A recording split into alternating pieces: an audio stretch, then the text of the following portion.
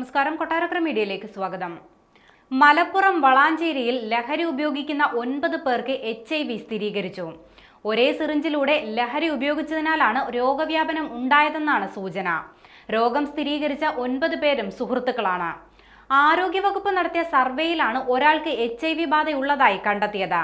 പിന്നീട് AIDS control സൊസൈറ്റിയുടെ നേതൃത്വത്തിൽ പരിശോധന നടത്തിയപ്പോഴാണ് 9 പേർക്കും രോഗമുള്ളതായി സ്ഥിരീകരിച്ചത്.